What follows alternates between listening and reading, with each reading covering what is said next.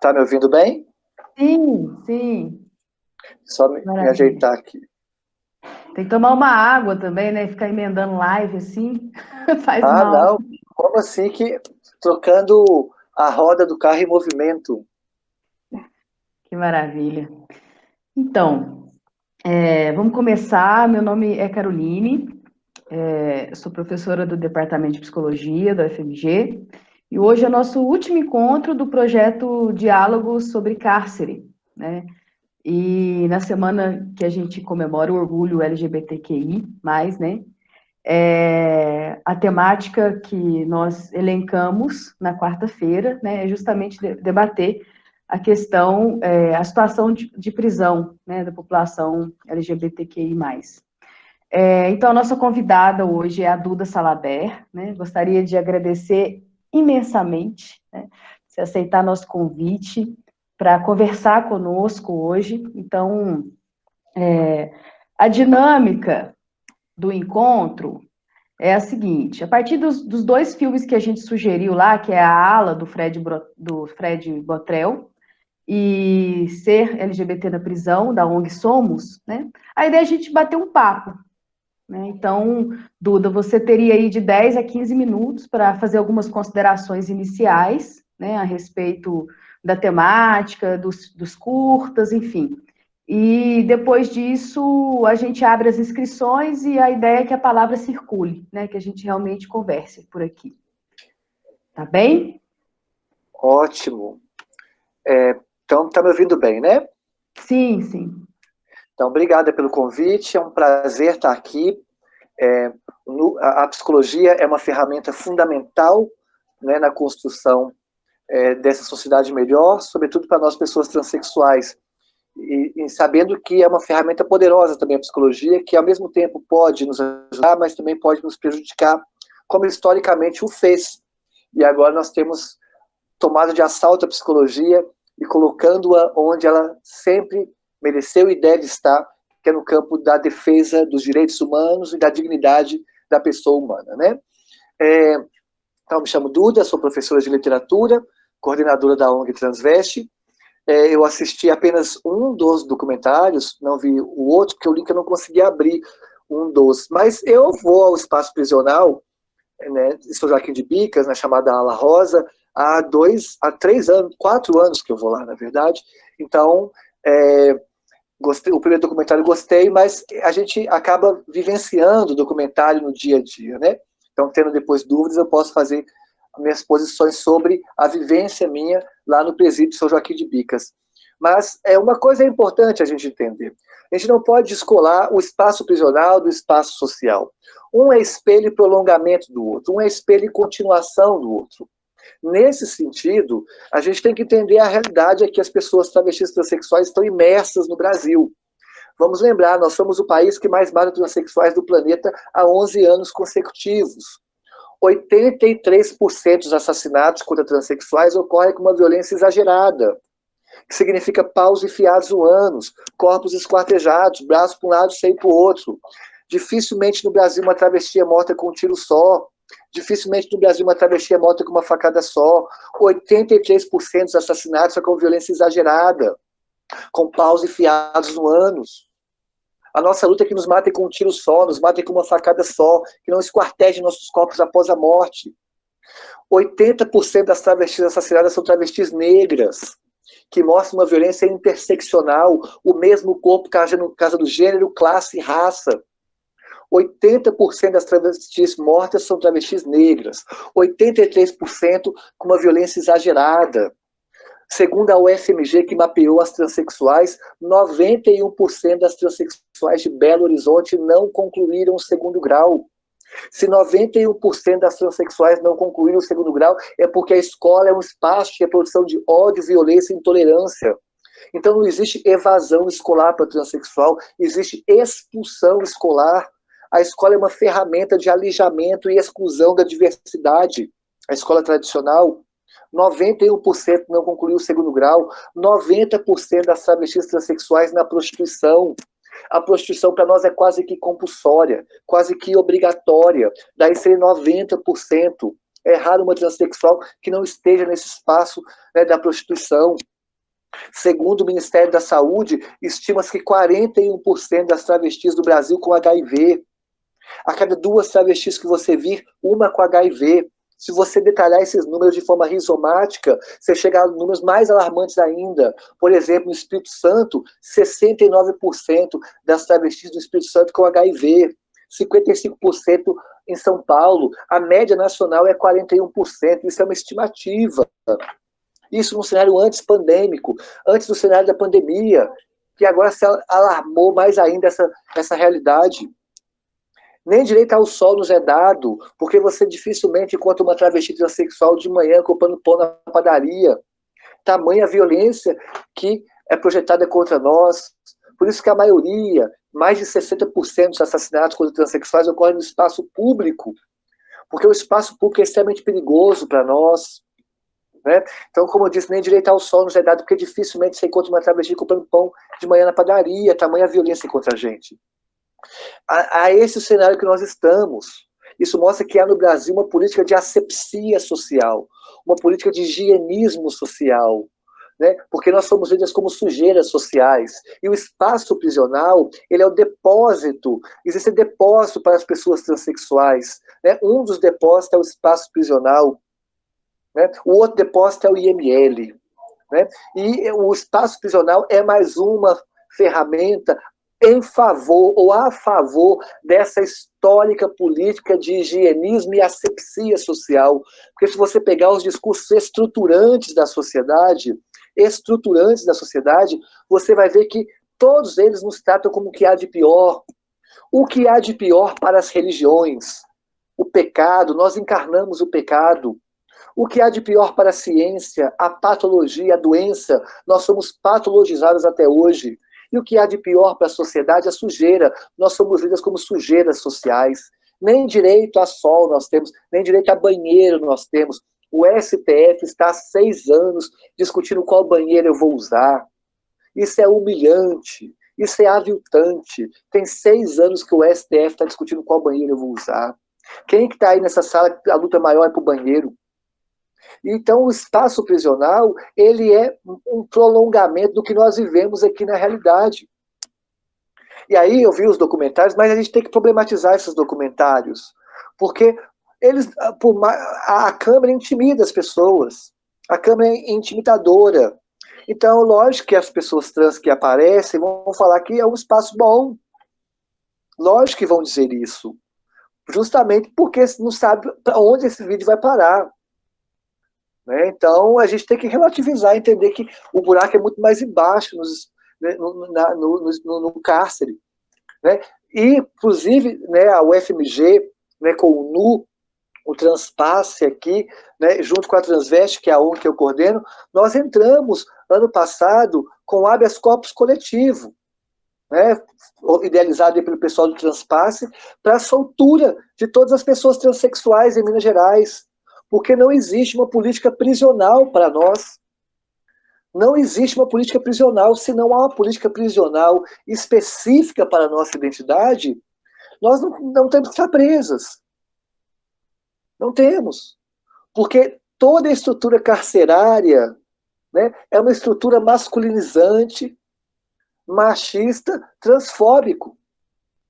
E as chamadas alas rosas, né, que Minas Gerais foi percussora, né, dessas alas rosas, se propagou para o Rio Grande do Sul e tem ido para outros estados, né, cria somente um espaço e um nome. A ala rosa é um verniz, porque a política prisional lá não é uma política prisional feminina, é uma política prisional masculina, porque o Estado nos reconhece como homem. Eu não sei se continua assim, mas até alguns anos atrás, caso eu fosse presa, por exemplo, se eu entrar agora no STF e espancar um ministro, porque até hoje ele não votou a questão do banheiro, vai que eu surto e vou lá e espanco o ministro, porque até hoje ele não discutiu qual banheiro eu vou usar, eu vou ser presa. Aí eu sendo presa, né, isso era assim, não sei se continua assim. Para eu ir para essas alas rosas, é autodeclaração. Mas a autodeclaração eu tinha que colocar se eu sou um homossexual masculino ou um homossexual feminino. Olha que vergonha. Porque o Estado os reconhece como homem. Então, o homossexual masculino são os gays. E o homossexual feminino são as travestis. Que são desembocadas no mesmo espaço, que é um espaço masculino. Tanto é que são os homossexuais, seja ele masculino ou feminino. Então nós somos vistos como homens. E aí já começa na autodeclaração e isso reverbera na estrutura carcerária, na política prisional praticada.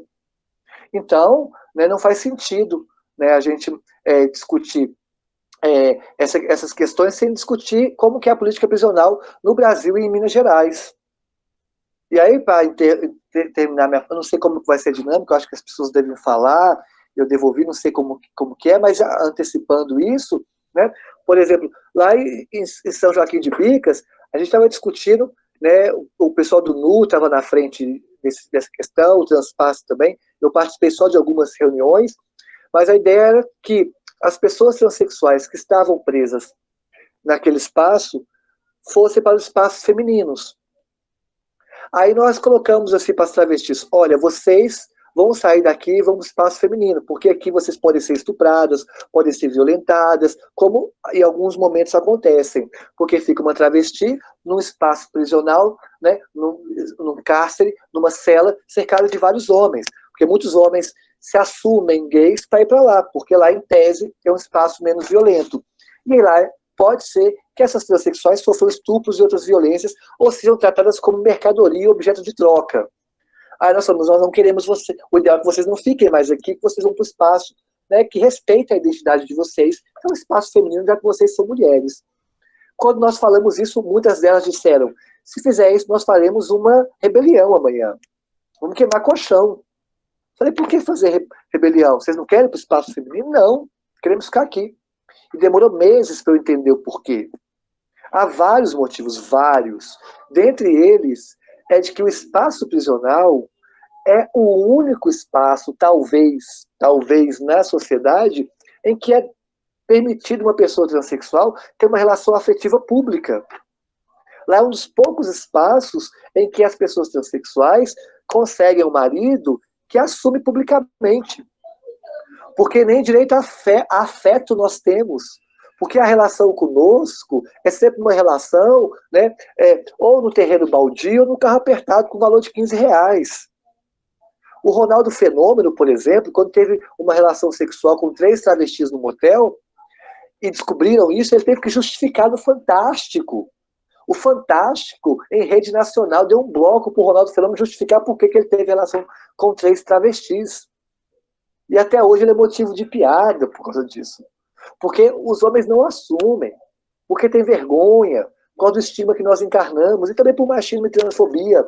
Então o espaço prisional é um dos poucos espaços em que as pessoas transexuais, no caso as mulheres transexuais, né, porque há uma diferença em relação aos homens transexuais, têm a possibilidade de ter um marido que assume publicamente. E aí, na construção, junto a essa organização, que tinham várias organizações, vários movimentos sociais, e nós iríamos apresentar essa proposta de política prisional para o governador Pimentel, na época, que as pessoas iriam para o espaço prisional que elas bem entendessem. Então, se eu for lá espancar o ministro da Justiça, e eu for presa, eu vou querer ir para um espaço prisional feminino. Mas, se quiserem ir para o masculino, podem ir. Assim foi definido. Então, assim, caberia a pessoa travesti transexual escolher para onde ela iria. E aí, em todos os presídios, teriam espaços prisionais para nos receber. Então, lógico que eu indo para o presídio feminino, eu ficaria numa cela à parte, óbvio, à parte das mulheres cisgêneras. Então, teria as mulheres cisgêneras em outras celas e teria uma cela para as travestis. Seria assim. E os homens trans, eles preferencialmente iriam para espaços prisionais femininos. E se quisessem ir para o masculino, poderiam ir. Mas, então, os homens trans teriam uma diferença. Os homens trans preferencialmente para o feminino, e se quiserem ir para o masculino, poderiam ir. E lá no masculino teria uma cela à parte para eles. Já as mulheres transexuais não tinham a palavra preferencialmente, elas iriam para onde bem entendesse. Sendo que nesse espaço teriam celas à parte também para nos acolher. Perguntaram sobre Vespasiano aqui, Vespasiano fechou agora, né? Fechou assim. A ala rosa de lá foi mandada para Bicas. Então, não está mais em Vespasiano, não. Vespasiano está recebendo outra população prisional. As mulheres trans que estavam lá foram agora para Bicas. Então, é esse o cenário. Né? Então, eu assisti aos documentários, não tenho muito o que acrescentar. Eu só tenho que problematizar que os documentários são normalmente tem um verniz, porque as pessoas não se sentem tranquilo. O que eu assisti, para terminar minha fala, já que eu falei muito, mostrou uma companheira minha, uma colega minha, que foi violentada e perdeu um testículo, que era aluna da Transveste. Mas ela foi aí para mostrar que tem que problematizar, porque ela perdeu um testículo no espaço prisional onde não era LGBT. Aí ela fala que foi para o LGBT, melhorou. Mas, quando ela foi presa pela segunda vez e foi para o LGBT, e era aluna transveste, a violência que ela recebeu foi tamanha, tamanha que ela quase morreu. Quase morreu. Porque a política prisional é masculinista. Por isso nós temos que lutar para que todas as pessoas transexuais sejam liberadas do espaço prisional, porque não tem política para nós. Como aconteceu com as grávidas. O pessoal do direito, do transpasse, discute melhor essa questão. Como aconteceu com as grávidas, não sei se foi em São Paulo ou no Rio, ou se foi em âmbito federal, porque se não havia uma política prisional para as mulheres grávidas, então tem que soltá-las. Então é isso que nós reivindicamos. Essa é a minha fala inicial e estou aqui para contribuir. Obrigada pela escuta. Duda, muito obrigada pela sua fala. Eu sou Mariana, vou coordenar aqui a discussão, né? Como a Carol disse, a ideia é que agora o debate circule, né? Então, pessoal, estão abertas as inscrições. Quem quiser fazer algum comentário ou pergunta, pode se inscrever aqui pelo chat ou falar também pelo microfone.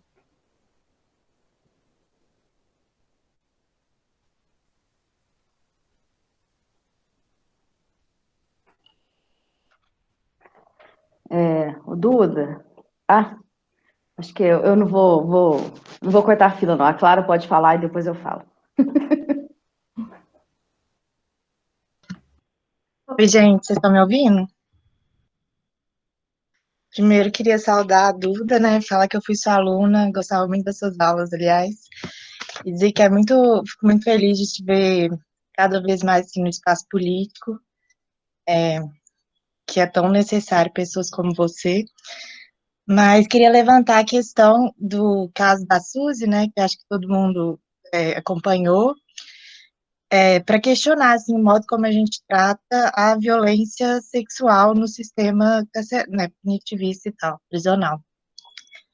Porque foi um negócio assim muito louco. Primeiro surgiu toda aquela comoção, né? Todo mundo rolou até a campanha, e aí do nada, quando soltou o crime, tipo, antes mesmo até de verificar se realmente era aquilo que tinha ocorrido, aquilo se voltou de uma forma assim que a gente percebe que o problema não é a violência sexual, né, mas sim quem a comete, porque mesmo ela, tipo, mesmo os relatos de que as trans, da violência sexual que as trans sofrem no sistema carcerário, isso não foi visto como um direito, uma questão, né, a partir do momento em que ela tinha cometido, ela perdeu o direito também sobre o corpo dela, como se ela também merecesse passar pelaquela violência.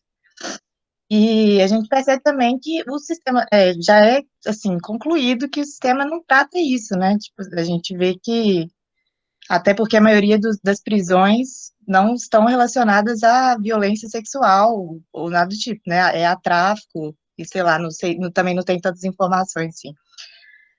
Mas questionar isso mesmo, assim, como que a gente trata essa questão, porque, assim, a gente não tem nenhum amparo à vítima, né, nem debate realmente a fundo as questões, a gente trata dessa forma superficial e sempre muito punitivista, como se aquela pessoa merecesse estar sempre sendo punida por aquilo, né, num caso que a vítima é até esquecida, nem é levada em consideração. Enfim, só levantar essa questão aí, que é bem emblemática, acho, e complexa. Obrigada, gente.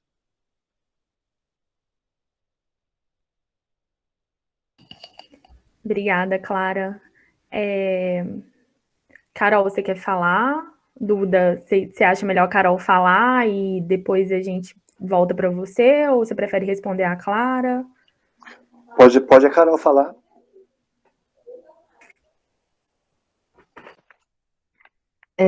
Então, Duda, te ouvindo, assim, eu fiquei pensando justamente nessa parte do documentário, que passa a imagem de que a prisão é um lugar bom, né, que não é bom, que é um lugar menos pior, digamos assim. Alguns afirmam que é um lugar bom para se estar e tal.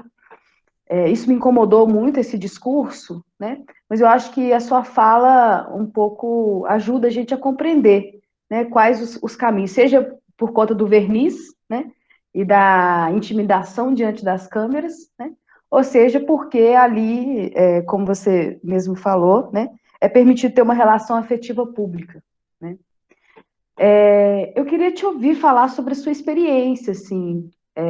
Eu sei que a Transveste vai na ala, eu não sei se é uma vez por ano, quantas vezes por ano, enfim, qual é o tipo de trabalho que vocês fazem, o que vocês levam, enfim, queria ouvir um pouco essa experiência. Ótimo. Então, primeiro da Clara, no caso da Suzy, eu acredito o seguinte: o caso da Suzy foi um erro do Fantástico, na minha leitura. Um erro estratégico, um erro tático do Fantástico. Por quê? Eu não estou aqui problematizando o abraço, porque o abraço tem que ocorrer. O que eu estou dizendo é que eu já dei uma entrevista para o Fantástico, e quando o Fantástico vai nos entrevistar, eles olham até o DNA do nosso bisavô, sabe? É um rigor jornalístico muito grande. Então, eu desconfio, não posso afirmar, o Drauzio refutou, mas eu desconfio que a reportagem sabia do crime que ela cometeu. Ou melhor, o crime que ela foi punida, né? Então, acho que ele sabia. Mas como a cena foi uma cena muito impactante, pagou para ver. E foi um erro. Por quê? Porque nós vivemos, tem que pensar no cenário, tem que fazer uma análise de conjuntura. Nós estamos num governo ultra-reacionário, com a ascensão de forças conservadoras. E entre essas forças conservadoras, há também a ascensão de forças, inclusive, neofascistas, com um discurso e uma prática de ódio muito grande contra a população LGBT e contra aquilo que é tido como progressista, ou chamado também de esquerda. Então, uma reportagem como aquela é extremamente importante de acontecer e deveria ser muito bem pensada e calculada para que nenhuma vírgula soasse como desse munição para esses grupos que atacam a democracia. Então o Fantástico errou. Ou errou por não pesquisar o suficiente, ou errou por pesquisar, saber e deixar ir ao ar. Em um outro cenário político, não haveria problema algum em mostrar aquela cena. Não haveria. Mas nesse cenário há um problema. Porque o discurso ultra-reacionário assumiu o protagonismo e apagou o debate sobre o que deveria ser feito, que é o espaço prisional. É um erro tático. E aí virou uma briga ideológica, de que setores da esquerda defendendo a Suzy e setores da direita ou ultra-reacionários criticando. E aí não teve debate sobre o espaço prisional. Então o erro é do Fantástico. Na minha opinião, um erro tático. Deveria ter aprofundado mais no jornalismo para entender quais pessoas iriam para o ar, para que não tivesse uma vírgula que servisse de munição para o outro grupo.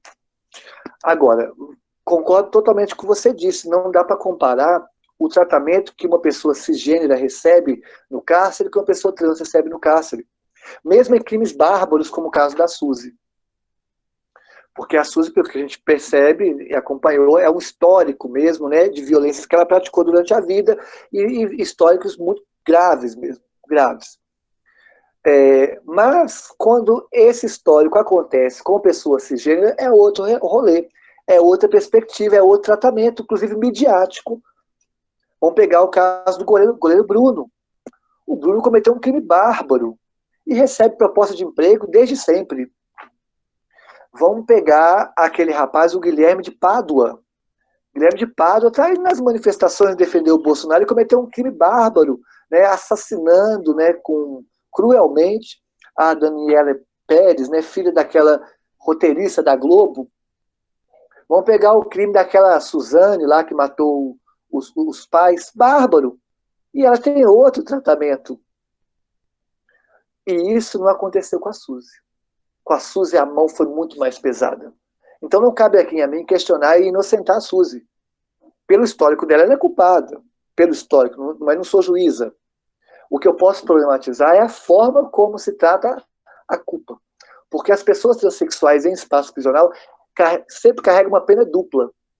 Uma pena dupla. Não estou dizendo que a Suzane, o Guilherme de Pádua e o Bruno tem que ter um peso maior. Não é isso que estou dizendo. O que estou dizendo é que a punição contra as pessoas trans é dupla. Sempre foi assim. Né? E continua sendo mesmo nas alas rosas. Porque, primeiro, tem a punição legal, independente aqui se nós vamos discutir um abolicionismo penal ou não, um abolicionismo, não é esse o debate, eu imagino, que é um debate mais no âmbito jurídico e filosófico, mas pensando em termos concretos, tem a punição legal. As pessoas têm que ser punidas pelos crimes que cometem. Se a prisão é a melhor forma ou não, a gente pode fazer um outro programa sobre isso, mas o que nós temos e que tem que ser questionado é o espaço a que é destinado. Só que além dessa punição, que já é cruel, já é bárbara, já é aviltante, já é desumana, e já está errada, há uma outra punição. A punição de não respeitar a identidade de gênero, a punição de estar no espaço masculino, a punição de não ter direito à hormonoterapia, porque embora haja uma resolução conjunta que garanta isso, não tem lá nesses espaços. Outras punições acontecem, né? E a punição da mídia, como quando o caso da Suzy vai ao público, né? Que não é o mesmo peso com a Suzane. Então, isso mostra a transfobia que há no Brasil. Aí, respondendo a segunda companheira, a Transveste, ela atua há 4 anos no espaço prisional. Nós criamos a primeira parada LGBT do espaço de São Joaquim de Bicas. E, além disso, lá também nós levamos apoio psicológico, tinha apoio jurídico. Esse apoio jurídico se fortaleceu e criou o Transpasse, né, que é muito bacana. Mas antes colava muito com a Transveste, né? E continua colando também. Tem a questão apoio psicológico, jurídico, questões, até hoje mesmo, né, a Vanessa, que é uma companheira nossa, levou kits, né, de higiene pessoal e de maquiagem para as travestis que estão lá presas. Então é um trabalho muito assistencial, já levamos dentista, levamos médicos, teste de HIV, então é uma questão assistencial, porque o espaço prisional recebe pouco dinheiro, pouca verba, no contexto de crise econômica menos ainda, então cabe ao terceiro setor tentar mitigar isso aí.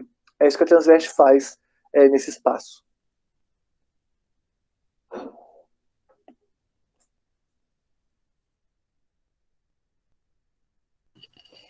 Duda, obrigada.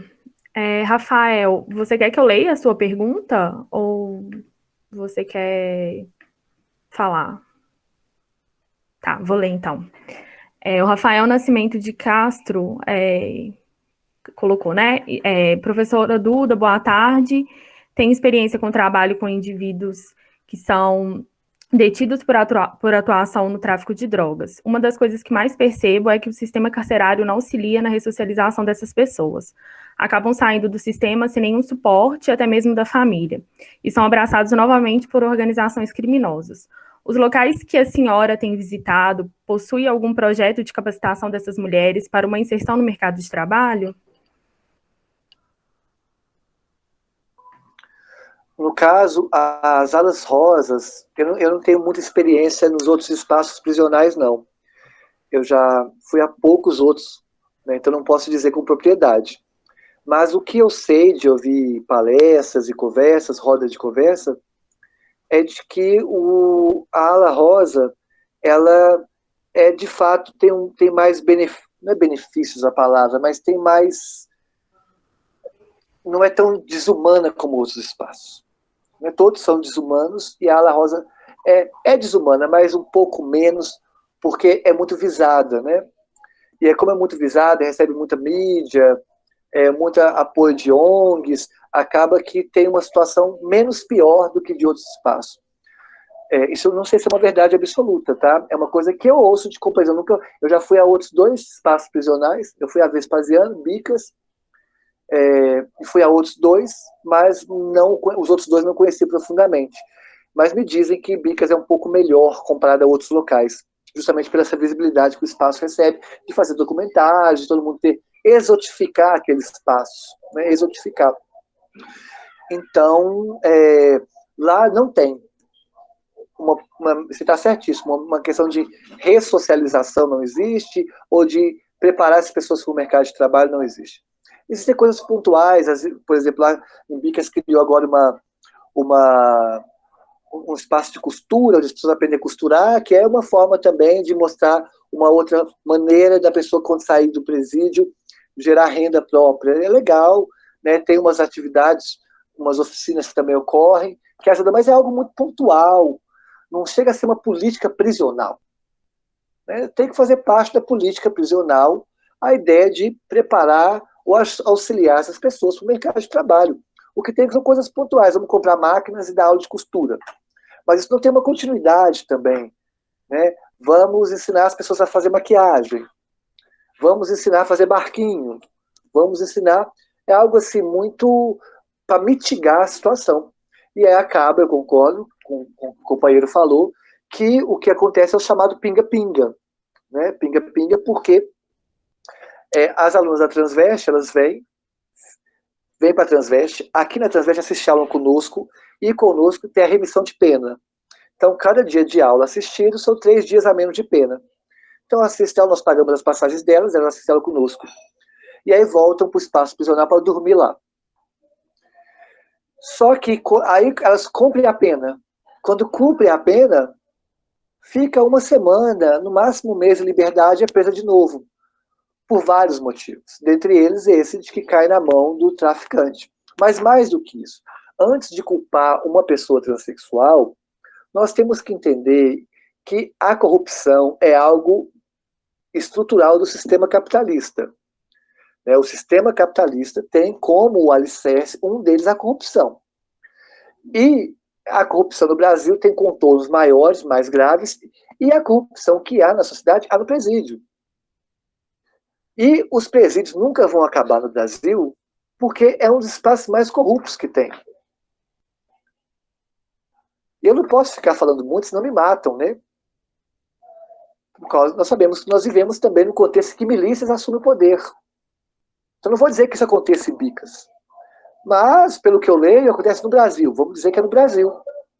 O que nós percebemos é que o Estado manda dinheiro para esses espaços esses dinheiros aparentemente vão para outros, são desviados, e dizem as boas e más línguas, não sei se é assim, não posso dizer, mas dizem, quem frequenta os presídios dizem que é assim, que nesses espaços tudo entra no presídio, tudo entra no presídio, tudo. Mas tudo tem preço. Eu pergunto para o companheiro aí, quanto que está nos presídios que vocês vão? Quero saber quanto que está o aluguel do celular nesses lugares. A última informação que eu tive de um outro presídio, não estou dizendo que é Bicas, não, de um outro presídio que eu já pude ir, estava R$600 o aluguel de um celular, né? E aí, como esse celular é alugado? O agente prisional corrupto aluga o celular para o detento, ou para a detenta, e aluga 2, 3, 4, 5 celulares. E aí, além do seu celular, tem celular de aluguel do celular também. Mas aí quem vai pagar? Você acha que um detento, uma detenta, tem condição de pagar R$600 por semana para ter um celular? Não tem condição de pagar R$600 por semana para ter um celular. De onde vem esse dinheiro? Do tráfico de droga. Então o tráfico banca isso aí. Aí a pessoa fica uma dívida absurda com o tráfico, porque alugou o celular, pediu uma pizza, pediu remédio, pediu um monte de coisa. Quando sai do espaço prisional, sai com uma dívida homérica. E aí tem que trabalhar no tráfico. E aí é presa de novo e fica o pinga-pinga. Então, não adianta a gente criar também a ideia de uma empregabilidade de pessoas no espaço prisional sem combater as milícias. Porque esse dinheiro que o tráfico pagou, que caiu na mão do agente penitenciário que é corrupto, ele distribui também ali entre os corruptos. E distribui financiando campanhas de vereadores, deputados e até de presidentes. Há quem diga que esse dinheiro chega em presidentes da República, eleitos pelo Brasil. Então, para terminar a minha fala, o buraco é mais complexo. É um buraco estrutural. Não adianta nada o Estado liberar dinheiro para a construção de espaços, para a formação de uma mão de obra qualificada no presídio, se nós não sabemos se esse dinheiro vai ser aplicado, se vai ter fiscalização, e mais, se não combater as milícias que tem no Brasil. Milícias que estão hoje, né, em vários espaços de poder, e há quem diga até com influência direta no governo federal. Obrigada, Duda. Pessoal, mais alguém gostaria de fazer algum comentário, alguma pergunta? Vanessa, pode ficar à vontade. Oi, Duda, boa tarde, muito obrigada. Estou, assim, extasiada com a sua fala.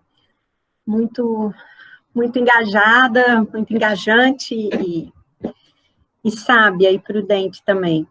Eu trabalho já há mais de 20 anos no sistema prisional. Tem um monte de gente aqui hoje nesse evento que foram minhas alunas e eu fico muito orgulhosa dessa moçada toda que eu consegui formar para militar no movimento abolicionista. Te ouvindo, abolicionista penal, prisional, te ouvindo falar, eu fico mais convicta ainda, não tem saída, não tem solução, não ter mais prisão. Porque não existe prisão boa, não existe prisão mais ou menos, essa coisa de ressocialização é um equívoco, é uma mentira, é uma balela, né? Nem existe isso em algum momento serviu para justificar a existência das prisões, mas hoje em dia nem isso. Prisão é depósito mesmo de indesejáveis, e a população LGBTQI+, é, né, uma das populações mais indesejáveis. Nós vemos isso o tempo todo. Agora, eu me lembro, na época da criação da primeira ala, e depois disso sempre houve controvérsia em relação à existência dessas alas. E eu te confesso que nunca consegui ter uma posição mesmo a respeito. Além das alas de Minas, eu conheci também alas em outros lugares do país, por meio de pesquisas nacionais que eu participei, o Observatório Nacional do Sistema Prisional que eu participei, e sempre há essa ambiguidade. A ala tem aspectos que são protetivos, vamos dizer assim, mas tem aqueles que são também extremamente punitivos. Então, eu nunca soube mesmo. Enquanto existem as prisões, enquanto a gente não consegue, né, acabar com as prisões e construir uma sociedade sem prisões, a existência das alas, ela traz mais bem do que mal, mais mal do que bem. Eu realmente não tenho uma posição, queria te ouvir falar um pouco mais sobre isso. Queria também que você explicasse melhor o que você disse que vocês apresentaram para o Pimentel, no governo Pimentel, um projeto. Esse projeto, ele parou, o que aconteceu? Qual foi o desdobramento? Porque me pareceu muito interessante, né? A pessoa pode escolher em que unidade prisional ela quer cumprir a pena, se é numa unidade masculina ou feminina. Queria que você falasse um pouco mais sobre isso também. E queria fazer uma pergunta, que é uma pergunta que nos persegue, que é sobre o punitivismo da sociedade brasileira, né? Nós temos a punição no nosso DNA, né? Desde criancinha a gente aprende a ser punitivista. E esse punitivismo, ele está entranhado de tal forma que ele está também nos movimentos de defesa, nos movimentos pela igualdade, enfim. Como que é a relação da transveste com movimentos que, mesmo movimentos de esquerda, são movimentos punitivistas? Como é que vocês entendem ou avaliam, né, o punitivismo presente mesmo nos movimentos ditos libertários e pela igualdade. Acho que por enquanto é isso, mas tem um monte de outras coisas. Obrigada pelas perguntas. Na verdade, o ideal é que eu assistisse aula com você, né? O ideal é que eu assistisse aula. Eu até teve um tempo... eu tenho uns dilemas filosóficos, assim, que são dilemas de vida. E um deles era esse. Quando eu iniciei a minha transição, tem 4 anos. Eu sabia que eu seria demitida da escola em que eu trabalho. Eu sou professora, e vou ser demitida um dia. Eu não tenho interesse em ir para a academia, porque já tive experiência na academia, e eu achei o ambiente muito tóxico para mim. Eu lembro que na época de graduação, eu fiz pesquisa, e fui até premiada pelo CNPq na época como melhor pesquisadora do Brasil na área de ciências humanas, com um projeto sobre a poesia do movimento sem terra. Eu ganhei uma bolsa de mestrado, ganhei um monte de coisa, estava na graduação. E aí depois, mas eu não achava legal o cenário acadêmico. Não é meu, eu gosto de estar num colégio, um colégio que eu gosto, né? Mas por que eu estou fazendo isso? Porque aí eu tenho um dilema que eu tive, que eu falei, como eu vou ser demitida? Porque se eu tiver 10 mil pós-doutorados, nenhum colégio vai me chamar para dar aula, sendo uma travesti, uma transexual, o que eu posso fazer? Eu falei, vou para a academia, então. Eu pensei em fazer um mestrado na UFMG, que tem sobre... Ele é na medicina, e aí envolve várias questões, assim, sabe, das ciências humanas, mas ele fica na medicina. E eu fiz gestão pública na UENG, e meu trabalho de conclusão de curso foi sobre o grupo de intervenção rápida, que é o GIR, que é um grupo sanguinário que há no sistema prisional. E eu falei, vou fazer esse projeto como um projeto de mestrado para ir, e não fui. E aí porque eu fui para a política, né? E a política nos consome totalmente. Se eu perder a eleição esse ano, eu sou pré-candidato. Se eu perder a eleição esse ano, aí eu vou para a academia, eu quero fazer esse mestrado. Eu não sei se você dá aula lá. Vai ser uma honra ter aula com você, tá? Mas aí indo para as suas perguntas. Eu não sei se a ala rosa é a melhor situação, né? Eu acho que... Eu não gosto do termo local de fala, não, sabe? Eu tenho muita crítica a esse termo local de fala, embora entenda a importância dele. É um termo que tem que existir, mas é um termo que tem que ser superado. Não sei como nós vamos superar esse termo local de fala. Mas eu acho que numa situação como essa, a gente tem que entender muito do local de fala e que as meninas trans, elas preferem esses espaços, né? Então, eu acho que ele tem que existir como possibilidade, mas não como algo obrigatório, né? E aí vem a sua segunda pergunta. Eu acho que tem que existir as alas rosas, elas não serem compulsórias, né? Serem opções. O que nós temos que lutar é para esse projeto que o Pimentel nos propôs fazer. Na época, o secretário de Direitos Humanos convidou os movimentos sociais para debater essa questão das alas rosas. Então, isso foi pensado por várias pessoas do movimento social. E nós chegamos... Quem mais pensou foi o NU e o Transpasse. Eu sei que o texto final ficou muito aquém do que o NU e o Transpasse queriam. Mas o texto final era um texto que eu gostei, mas eu não tenho a visão crítica que essa galera que vivencia o espaço prisional tem. Eu vivencio pouco, né? Eu vou ao espaço prisional 4, 5 vezes, às vezes 6 vezes por ano. Né? Mas tem gente que vai todo mês, vai 12 vezes, eu vou no máximo 6. Mas o que nós construímos foi isso. Cada um escolheria para onde iria. E aí nós usamos o termo espaço prisional. Porque é estratégico o termo espaço prisional, porque aí não é a cadeia.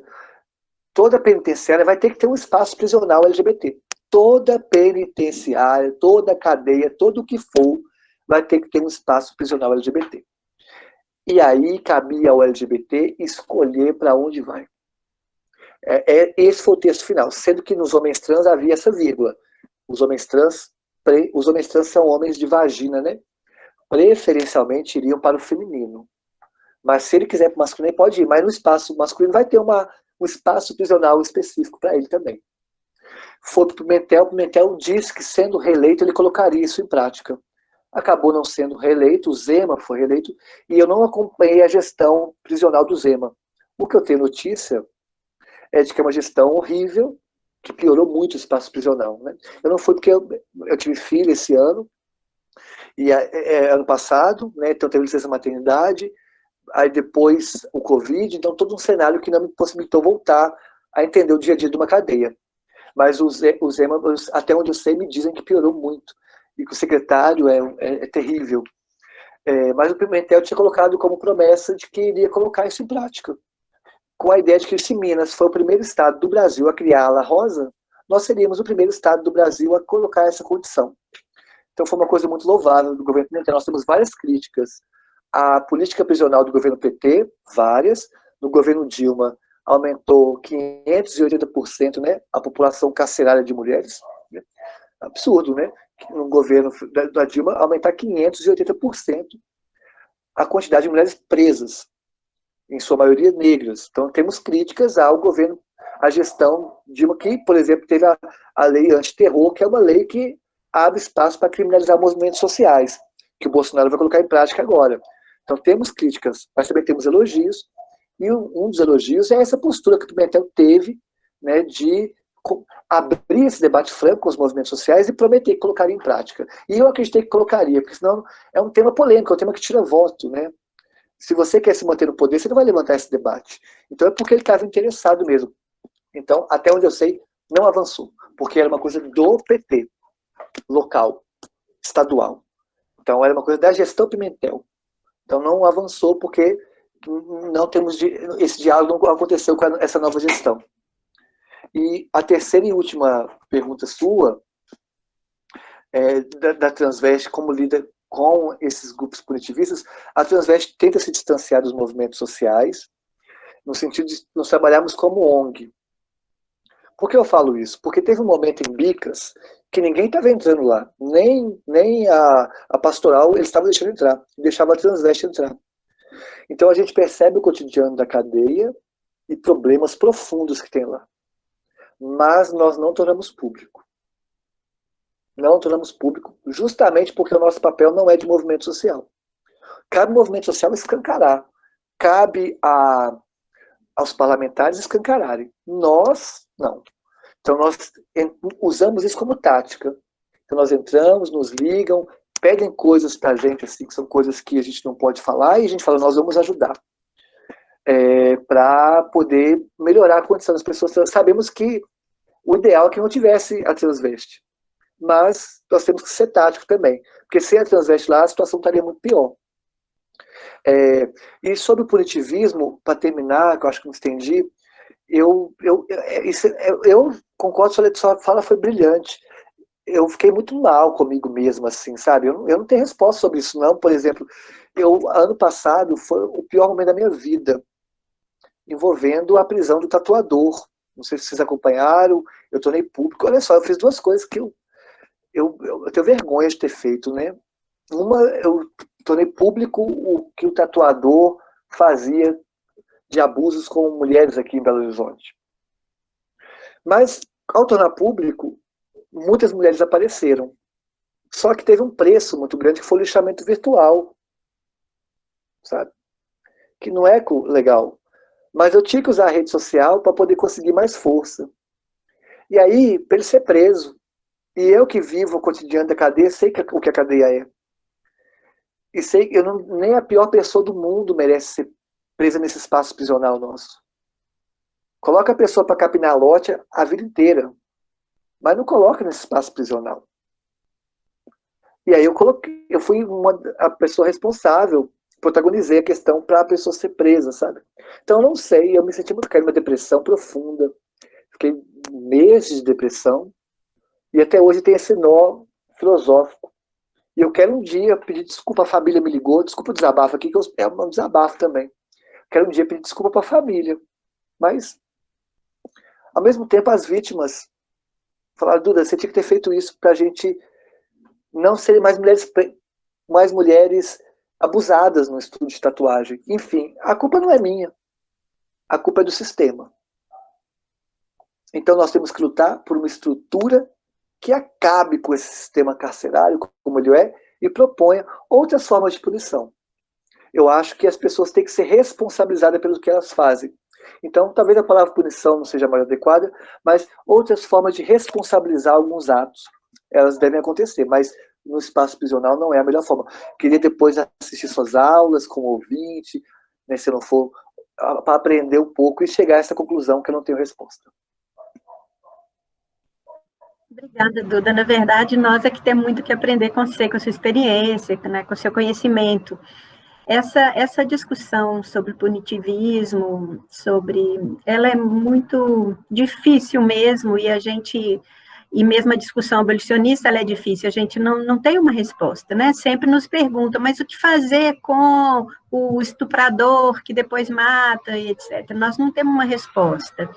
O que a gente sabe é que é importante e é necessário parar de prender. Depois, e vamos pensar em formas, não em alternativas penais, né, como o grupo da criminologia crítica aponta. Não são alternativas penais que nós precisamos de alternativas às penas, mas no sentido da responsabilização, sim. Mas, por enquanto, essa ambiguidade, essa angústia que provoca, eu não sabia essa história do tatuador, eu não tinha ouvido falar, mas se a gente está a par de uma situação de violação, de violência, o que a gente faz? Se cala em nome de um movimento abolicionista? Também não, né? Então, é difícil, realmente não existe uma prescrição que fazer numa situação dessas. Eu acho que o engajamento na luta antiprisional, ele tem que nos orientar, mas nós temos que também pensar em alternativas em situações desse tipo, que de fato não é uma decisão nossa pessoal, mas é uma questão também de proteção, né? De proteção às vítimas, que a gente não pode deixar de lado. Agora, tem mais uma pergunta, se você me permite. Eu estou gostando tanto, ficaria aqui te ouvindo. Você não está se estendendo, não pode se estender, deve se estender, por favor. Mas no documentário, acho que é no documentário A Ala, me chama a atenção a falta de perspectiva futura, né, das travestis e trans que estão presas.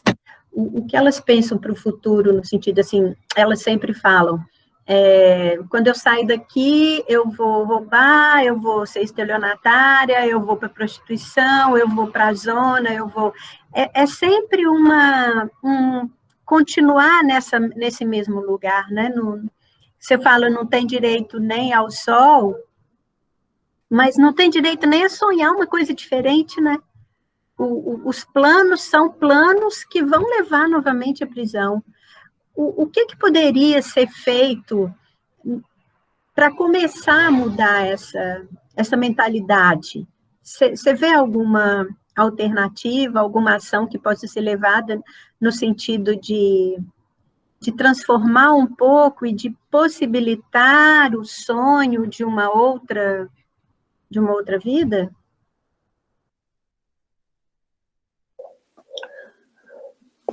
Eu acho que nós temos que pensar em 2 pontos, que são pontos estruturantes da sociedade, que é trabalho e educação. Trabalho e educação. São esses 2 pilares. Então, no ponto de vista do trabalho, o que nós podemos fazer? A regulamentação da prostituição. Se 90% das travestis estão na prostituição, nós temos que regulamentar isso. Não adianta vir com um discurso romântico, ideológico, de abolição da prostituição. Desde que o mundo é mundo, há prostituição. E a prostituição ela é discutida de formas diferentes dentro do feminismo. As mulheres travestis têm uma visão, as mulheres cisgêneras têm outra. A prostituição para nós é quase que compulsória. Se é quase que compulsória, nós temos que lutar para que a prostituição seja menos violenta possível. Isso é regulamentar. Regulamentar a prostituição significaria, por exemplo, agora em contexto de pandemia, que os donos de hotéis estão continuando pagando o salário das travestis. E elas estão prostituindo na rua com máscara. Não vou convidar porque nós estamos num contexto de isolamento social. Mas, se algum dia você precisar, urgentemente ter que sair de casa de noite, passa na Pedro II. Você vai vê-las com máscara, se prostituindo. O patrão está pagando o salário dela se fosse regulamentado.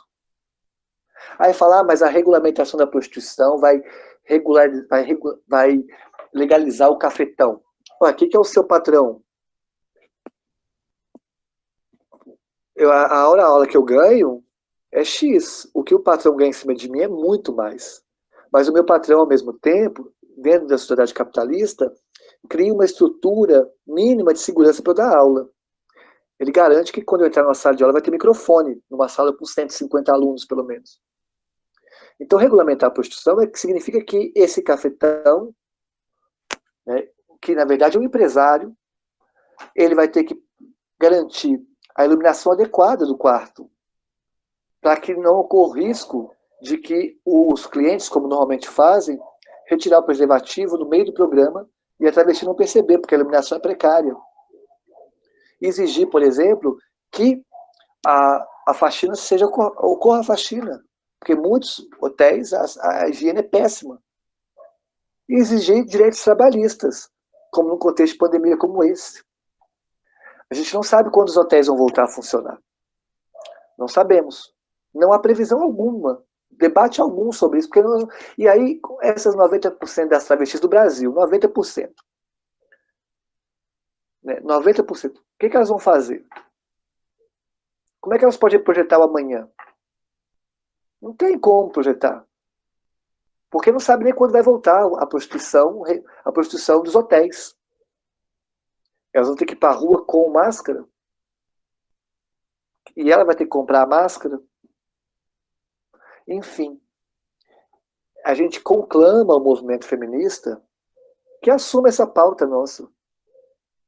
Mas os setores hegemônicos do movimento feminista não assumem essa pauta. Por isso que nós, pessoas transexuais, militamos mais no movimento LGBT do que no movimento feminista. Porque esse debate, por exemplo, sobre a nossa vida, não é encarado pelo movimento feminista de modo geral. Lógico que há setores que defendem a regulamentação, mas é minoritários. Os setores hegemônicos não defendem. Diz que vai objetificar as mulheres. Pronto, acabou. É muito fácil, no contexto em que as mulheres cisgêneras estão, defender isso. Quero ver defender isso sendo um grupo que 90% é na prostituição. Que se eu for demitida hoje, nenhum colégio vai me contratar. Eu duvido um colégio me contratar para dar aula para criança. Eu posso ser a pessoa no planeta que tem mais pós-doutorado em educação. Eu posso ser assim, ó, entrar no Guinness Book. A pessoa que tem mais pós-doutorado em educação no planeta e na história. Duvido um colégio particular me chamar para dar aula. Não vai chamar para dar aula para criança.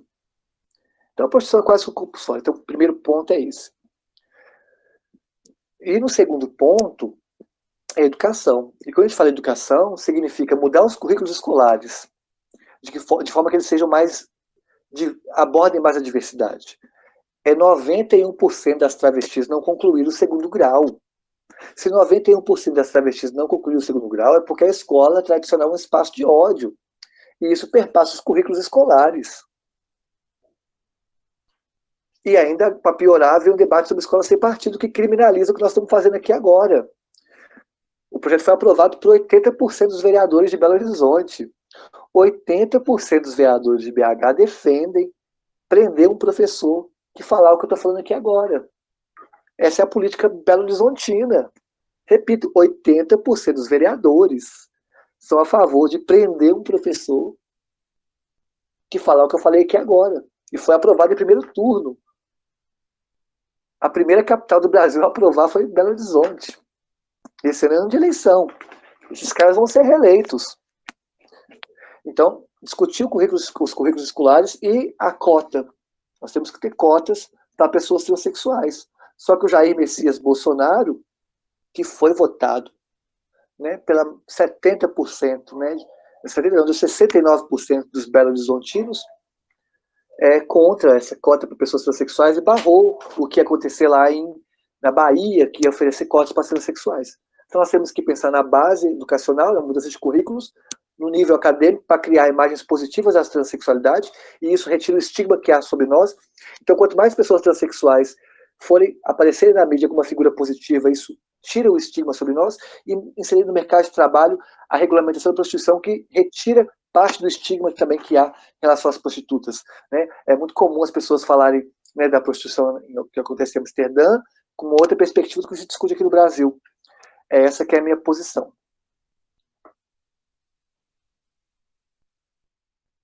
Obrigada, Duda. Karen, pode ficar à vontade. Obrigada, gente. Obrigada, Duda. Estão sendo lições muito boas. Muito bom ouvir de você e ter uma outra perspectiva, né? Na verdade, eu me senti bem contemplada pela fala da Vanessa. Claro que jamais colocaria com a maestria que foi colocada, então queria agradecer a Vanessa também. Me senti representada, porque nas discussões que a gente faz aqui e faz em sala de aula e nos projetos no laboratório, eu também sou do LabTrab, do CULTIS, que é um projeto de extensão que vai às filas das prisões e faz acolhimento com as famílias das pessoas presas, né? A gente tem acesso a uma outra realidade mesmo e a outras discussões, né? Então, no meu caso, vai ser mais um comentário, uma reflexão mesmo, dessa questão do punitivismo, né? O quanto ele realmente está presente em nós, nas nossas práticas, nas nossas falas, e o quanto é um sistema, é um problema, né, estrutural mesmo.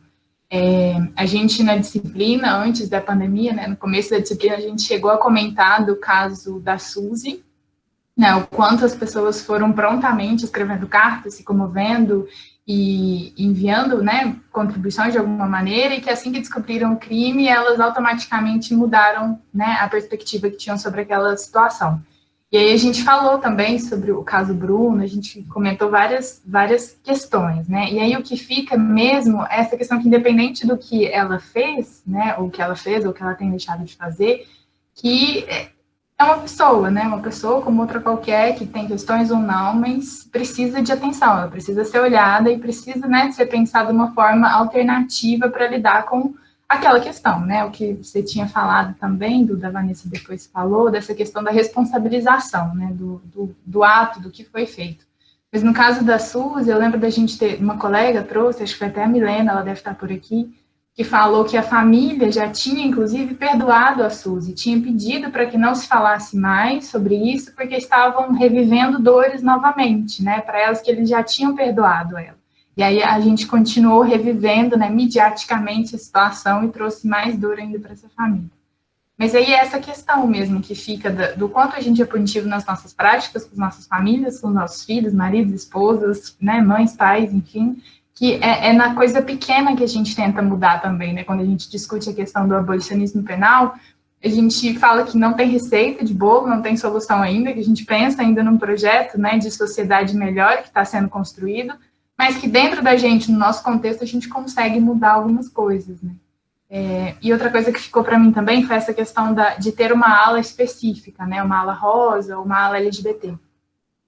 Porque eu fico pensando, né, de novo, também não sei se está certo ou errado, se temos respostas ou não, mas o quanto isso, de uma certa maneira, não poderia estar sendo usado para reforçar o fato de que, então vocês têm um espaço que é reconhecido na sociedade, mas ele é dentro da cadeia. Então, tipo, vocês só podem estar ocupando aquele espaço, tipo, para criminalizar ainda mais essa população, para manter o status quo de continuar criminalizando esse grupo, não sei, né? Fiquei pensando que às vezes a gente pensa em alternativas para reformar, mas acaba mantendo um sistema que não deveria existir, né? Enfim, são só reflexões mesmo. Era isso, gente. Obrigada.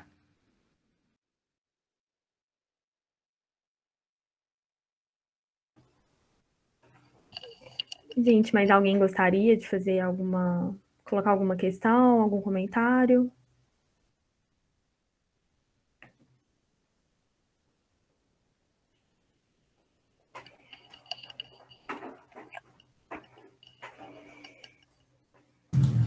Estamos tímidos hoje, com a presença de tudo.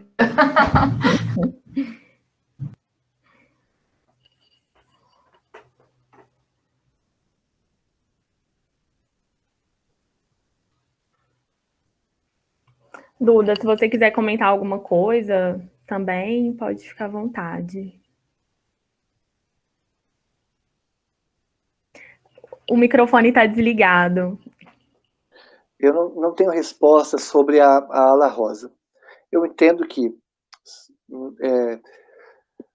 a questão carcerária é uma questão intimamente ligada ao sistema capitalista e ao desenvolvimento do capitalismo. Então, não tem como pensar um outro sistema de responsabilização ou punição dentro de um sistema capitalista. A tendência é que as prisões sejam espelho da política econômica de cada estado, de cada país. Então, que se tudo é mercadoria, inclusive, né, se tudo é mercadoria, inclusive os detentos são colocados como mercadoria, e nós temos que promover um debate, né, em relação não aceitar essas questões que estão vindo de privatização do espaço prisional, não podemos deixar nunca que seja privatizado, porque aí a gente perde o controle sobre esse debate a respeito de garantia mínima de direitos humanos, né? E também de evitar que o espaço prisional seja realmente um inchado para gerar lucro para grandes empresários. Mas, ao mesmo tempo, eu acho que a questão da ala rosa, ela pode ser reformada também de algumas formas. Por exemplo, eu fiz o meu trabalho de conclusão de curso, eu não concluí, não. Eu estava fazendo gestão pública na UENG, parei por causa da política. Parei tudo por causa da política. Tem que voltar, essa política nos consome assim, profundamente, sabe? Não tenho nenhum cargo político, eu sou professora, mas eu faço um ativismo voluntário, movimento social, como todos os ativistas o fazem, né? Mas acaba consumindo muito, não dá tempo para me qualificar mesmo para o debate. Então, tudo que eu digo aqui, você pode me corrigir, porque é um debate muito do que eu vivenciei, do que eu vi. E, no caso da ala rosa, a gente tem que acabar com o GIR. O GIR é o Grupo de Intervenção Rápida. O Grupo de Intervenção Rápida é um grupo criado para exterminar detentos. Ele foi criado assim. O que é o GIR? Antes, na ala rosa, tinha o GTI, que é o Grupo de Trânsito Interno. O GTI, que é o Grupo de Trânsito Interno, era um grupo que é responsável por transferir uma pessoa para outra cela, para levar para o banho de sol, essas coisas. Tinha uma relação menos violenta. Com a crise carcerária, e não teve concurso para agente penitenciário, acabou que o GIR, que é o Grupo de Intervenção Rápida, assumiu esse papel do GTI. E o GIR, ele é criado, em São Paulo, esse debate está muito mais maduro do que aqui em Minas Gerais. Vocês, companheiras que trabalham no espaço prisional, me corrijam se eu estiver errado. Mas eu acho que aqui é um debate quase não acontece aqui. Em São Paulo acontece profundamente. O que o GIR é criado? O GIR foi criado para, caso aconteça uma rebelião, eles têm que entrar. Se acontecer uma rebelião, eles têm que entrar. Então, eles são treinados para entrar espancando e matando quem vem pela frente. Esse é o padrão. Eles foram criados para isso. Só que com a crise econômica, deu uma crise carcerária, e aí eles estão fazendo o papel de levar detentos de um espaço para outro. Então, o que acontece? Quando eles vão colocar as meninas para tomar banho de sol, fazem um corredor de um polonês com cachorros. E a detenta tem que sair correndo. Se escorregar e cair, o cachorro morde e pronto. E não pode falar nada quando eles chegam. Se falar é spray de pimenta. Tem um caso de uma pessoa, uma detenta, que quando o juiz chega, todo mundo tem que calar a boca. O juiz chegou, aí todo mundo calou a boca e abriu a cela. Aí essa detenta estava muito apertada para ir no banheiro, porque chegou na hora dela ir no banheiro. Ela falou, deixa eu ir no banheiro. Quando falou isso, foi tanto spray de pimenta que ficou cega de um olho. Você não pode falar. Se falou, spray de pimenta. Porque esse é o método. Eles são criados, a polícia foi criada para isso. Então não é que tem que humanizar o GIR, tem que extinguir o GIR. Então eu conclamo também as companheiras de luta aí, que estão mais à frente do que eu, de levar para o debate de audiências públicas o fim do Grupo de Intervenção Rápida. Em São Paulo, até onde eu acompanhei, já tiveram várias audiências públicas propondo o fim do GIR. E em Minas Gerais, não. E eles atuam na ala rosa. Acho que é isso que eu acrescento.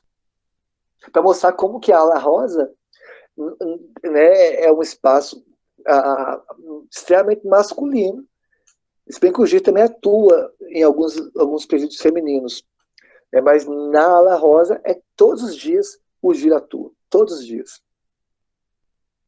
É isso.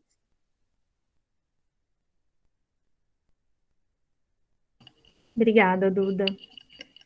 Pessoal, aberto de novo o microfone. Vanessa vai falar? O GIR, ele anteriormente era o GIT, Grupo de Intervenção Tática, Grupo de Intervenção Tática, que era a mesma coisa, criado para atuar em rebeliões, para atuar em fugas, em tentativas, né, de entrada nas prisões, e é isso mesmo que você falou. O número a política penal brasileira é de encarcerar cada vez mais, né? Nós temos uma população prisional a terceira maior do mundo, é uma coisa assim absurda. O número de presos provisórios é 40%, é de preso provisório, então prende-se cada vez mais e não se contrata agentes. Eu soube recentemente que aqui em João Pessoa, eu moro atualmente em João Pessoa, aqui a folga dos agentes é de 72 horas, 48, 12 por 48. Só que o número de agentes é insuficiente. Então, nesse plantão, nessa folga de 48 horas, eles trabalham fazendo como se fosse bicos nas prisões onde eles trabalham às 12 horas. Então, isso daí foi um impacto da Covid-19 nas prisões, de que esses agentes que, nas suas folgas, voltam para trabalhar nas suas unidades prisionais como subcontratados, eles ficaram com medo e pararam de aceitar esse trabalho de subcontratado. Então, o efetivo ficou muito baixo mesmo. Mas depois, com as medidas, enfim, eles voltaram a trabalhar. Mas isso mostra a precariedade mesmo de atendimento à população carcerária por parte dos agentes. Então, o GIR, que deveria, né, atuar só especialmente numa situação, atua ordinariamente em todas, substitui qualquer tipo de situação, substitui trânsito interno, substitui escolta, substitui transporte, e é mesmo um absurdo. Agora, infelizmente, sabe o que a gente observa? É que essa cultura da violência que o GIR detém, ela já está disseminada. Então, não é só o GIR que é violento, não, é toda a polícia penal é violenta. Toda polícia penal assim, raramente a gente consegue perceber exceções. São todos muito violentos. Essa é uma outra discussão, né? O que esse trabalho faz com essas pessoas? A exigência desse trabalho de que essas pessoas sejam violentas, tratem as pessoas presas como se elas fossem objetos, né, alguma coisa abjeta mesmo, que teria que ser exterminada. Como que esse processo acontece é uma outra discussão, mas acontece, é assim que acontece mesmo. Então, eu não vejo como a extinção do GIR possa resolver o problema da violência, da tortura, dos tratamentos degradantes e cruéis dentro das unidades prisionais. A única saída é acabar com as prisões, não tem jeito. Tem uma pesquisadora francesa, que ela fala que as prisões são instituições impossíveis de existir, porque elas fazem mal a todo mundo, elas fazem mal à sociedade, elas fazem mal às pessoas presas, elas fazem mal aos trabalhadores das prisões, aí incluído os próprios agentes, técnicos sociais, enfim. Então, realmente, como você fala, o buraco é muito mais embaixo, é bem mais complexo. A saída é acabar mesmo, né? Nós não podemos recuar dessa luta abolicionista, porque é a solução. Dentro das prisões não tem solução. Aí eu ia te perguntar se você já ouviu falar nas APACs, se você tem alguma coisa a dizer sobre as APACs, uma posição a respeito. Eu concordo com o que você falou, e sobre o giro é terrível mesmo, né? E a violência está como estrutura, o giro é mais uma das ferramentas dessa estrutura, né? Agora, das APACs eu fui uma vez, porque eu não sou a política, o debate da política prisional não está no protagonismo das minhas lutas. Eu vou, né, participo, mas, não, igual eu disse, eu estou muito aprendendo, não é os debates que eu faço de forma qualificada, porque há outras questões que a gente debate, que aprende, né, mas não tem como dissociar questão trans de questão prisional. Então eu vou aos presídios, mas vou mais enquanto uma pessoa que presta um serviço assistencialista, com todas as críticas que pode receber, e eu sei quais são, mas, como falava o Betinho, quem tem fome tem pressa. Quem tem fome tem pressa. Então eu entendo perfeitamente que falta remédio, falta testagem de HIV nos presídios. O dinheiro foi mandado. E se uma ONG conseguir testagem para lá, a gente está alimentando eu sei todas as críticas que um terceiro setor recebe assistencialista. Mas eu vou com o Betinho, quem tem fome tem pressa. Então, ou como fala o Bertolt Brecht, primeiro o estômago, depois a moral. Primeiro o estômago, depois a moral. Se o primeiro estômago, depois a moral, o tempo da fome não é o tempo da ideologia. Se o tempo da fome não é o tempo da ideologia, eu olho agora, eu luto pelo tempo da fome. Então eu entendo, apoio muito a galera que está num debate estruturante, revolucionário, de rupturas com o sistema capitalista e os seus flagelos. Apoio muito. Mas a área de atuação minha é uma área no tempo da fome, no tempo do estômago. Então, por isso eu não consigo fazer um debate qualificado sobre o espaço prisional. Então, no caso das APACs, eu fui a uma APAC uma vez, fui 2 vezes a uma APAC, uma até o Bruno estava lá, que ele ficou aqui em Minas Gerais. A crítica que eu tenho à APAC é ao caráter religioso que ela tem, né? Quase que compulsório também, né? Me pareceu. Então, eu tenho a crítica a essa questão. Embora eu ache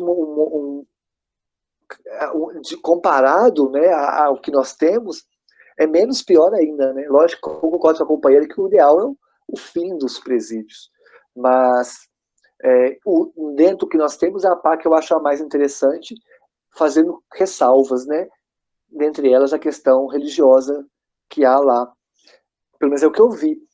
E é isso. Acho que essa minha contribuição em relação às APACs. Eu acho que o que eu vejo, eu não vejo um cenário bom para os próximos anos. Nós vivemos a maior crise do sistema capitalista de todos os tempos. É a maior crise da história antes do Covid-19. É importante reforçar isso. Antes do Covid-19, nós já vivíamos a maior crise do capitalismo desde 1929. A pandemia escancarou essa crise. Então, hoje nós temos a maior crise da história. Estima-se que o nosso PIB deve cair 10%. O melhor dos cenários cairia 7%. No discurso do governo vai cair só 7%. Para quem não sabe o que significa isso, o pior PIB da história do Brasil, ou seja, o pior momento da história do Brasil, de toda a história do Brasil, foi o PIB do governo Dilma, que foi menos 3,5%. Com menos 3,5%, a Dilma foi impeachmentada, com menos 6,5%. No melhor dos cenários, nós vamos ter menos 7%, mas estima-se que pode ser menos 10%. O que significa isso? Se antes da pandemia nós tínhamos recorde de nome no SPC, recorde de empresa quebrada, recorde de falência, recorde de trabalho informal, isso antes da pandemia. Agora, com um cenário de menos 10% no PIB, nós nunca vimos. Então as cadeias vão inchar. E as cadeias, na minha leitura que eu tenho, né, vão reproduzir toda aquela lógica, né, do né, da luta antimanicomial, quando falava dos hospícios no século passado, né, de um espaço realmente de um depósito de pessoas, já mas com contorno agora de extermínio mesmo de pessoas. A pena de morte, na minha leitura, vai ser... nós sabemos que existe pena de morte no Brasil, mas vai ser uma pena de morte a céu aberto nas cadeias. É isso que eu vejo. Não vejo um mundo muito bom pós-pandemia. Essa é a minha leitura nos próximos 5 anos. Então, acho que agora, mais do que nunca, exige de nós, progressistas, tática. Tática. E quando eu falo tática, eu entendo que a luta abolicionista é o que nós queremos chegar. É o fim. A luta abolicionista pelo fim das cadeias. Mas, no contexto que nós estamos hoje, levar esse debate para a sociedade pode significar a gente entregar o Estado para grupos extremamente punitivistas, que já vão piorar mais ainda o cenário. Então, eu estou dizendo isso no campo político mesmo. Qual narrativa nós temos que levar para a sociedade pós-pandemia, para esse mundo que está nascendo? Eu não sei qual é a narrativa, não sabemos nada, nem sei se eu vou estar viva pós-pandemia. Mas o debate é tática agora. Nós temos que ocupar as câmaras municipais, as câmaras federais, né, e a presidência. E com o discurso que nós temos que usar, qual discurso nós temos que usar? E esse discurso sobre segurança pública vai envolver cadeia. Né, nós temos que nos qualificar. Por isso que eu falei que eu queria assistir a aula de vocês, que eu quero me qualificar para esse debate, para poder mostrar uma narrativa possível para a gente hackear o sistema e dentro do sistema a gente promover a mudança dentro do sistema. Não tem como a gente promover a mudança não estando lá dentro, né? Não hackeando o sistema. E para hackear, qual narrativa vamos usar? Eu acho, da minha leitura, que a narrativa do abolicionismo penal ou carcerário não é a narrativa que deve ser usada agora como tática. Ou talvez seja, não sei. Essa que é a minha opinião.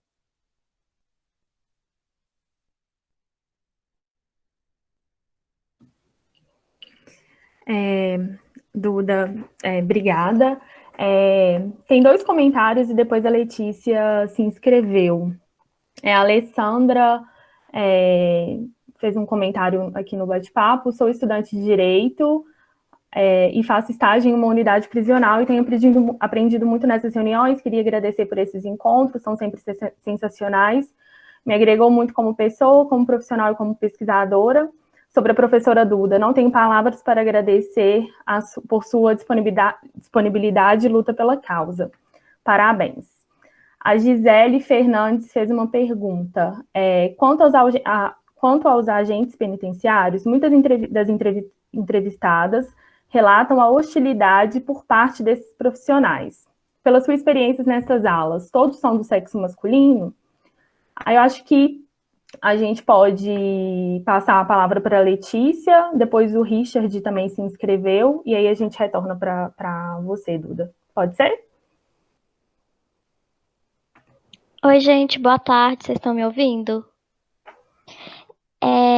Primeiro, eu gostaria de agradecer a Duda e todo mundo presente aqui. Eu acho que está sendo uma discussão muito rica. E, assim, eu sem palavras também para essa discussão. Aprendo muito com Duda. E eu queria fazer um comentário, uma pergunta.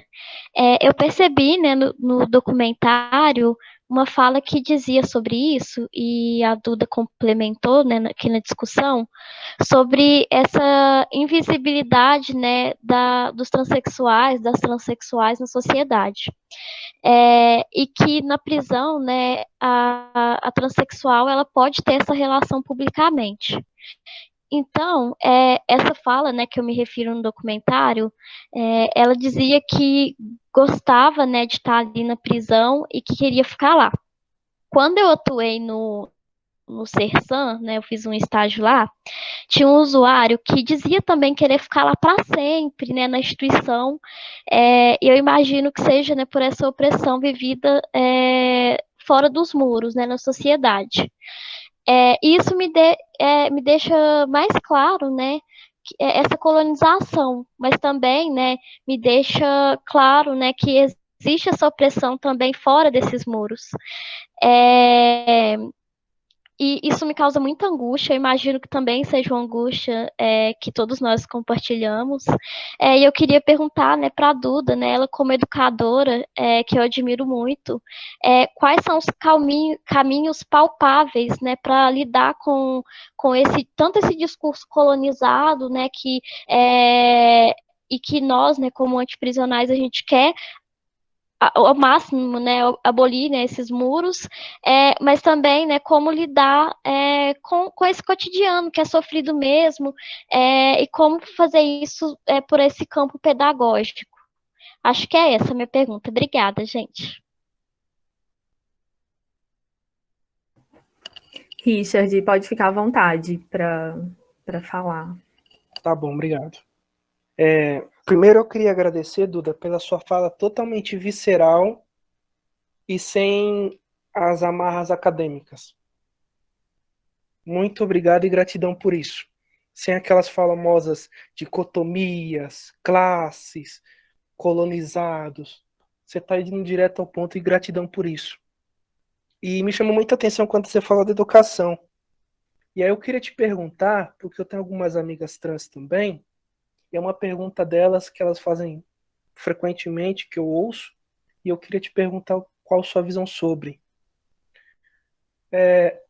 Você sente, pensa ou acha que a academia ou a universidade nos formatos que exige hoje contribui o quanto no processo de mortificação dos corpos de vocês, da invisibilidade e do não acesso à humanidade?